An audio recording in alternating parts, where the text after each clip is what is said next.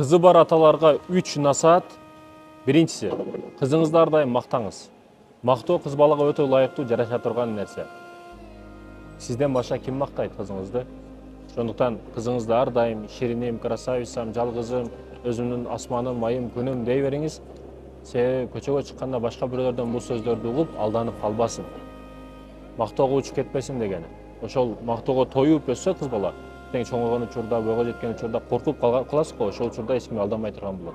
Себеби бала тоюп чоңойду да, мээримге, махабатка толуп, тоюп чоңойду. Андан экинчиси, сындабаңыз. Сиз сындабаңыз. Кызым, семирип кеттиң. Андай маселелерди айта турган апасы бар. Кызым, андай болуп кеттиң, мындай болуп кеттиң деп баардекени айтып, кыз баланы кыжырын кайнатып, тарбия маселесинде эмес, мен сындаш маселесинде айтып атам. Сын такпаңыз. Баягы ынжык аталар бар. Кызына күн бербеген, түн бербеген.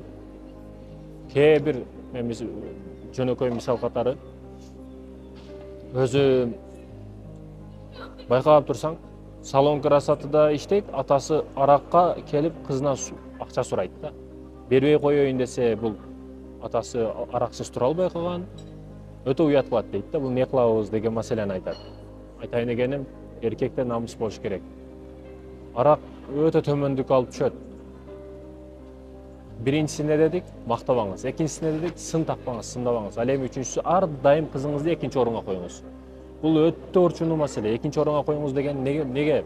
Биринчи орунга ар дайым апасын коюңуз. Качан сиз апасын койсоңуз, ар дайым апа ардактуу, апа түшүнүктүү, апа абройлуу экендигин бала дагы көрүп чоңойот, кызыңыз дагы.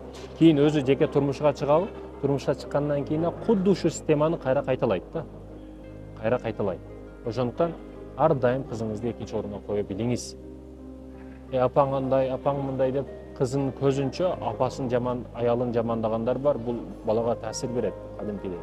Апаң эскирип калды, апаң алып барбай эле коелу, өзүбүз эле кеттик, кызым жүр деп ушундай мамиле кылгандар бар. Апасын жаман көрсөтүп, жок, бул туура эмес. Кызыңыз сизден көрүп чоңоет, ошондуктан өзүндөгү көргөнүн кайра кайталайт жашоосунда.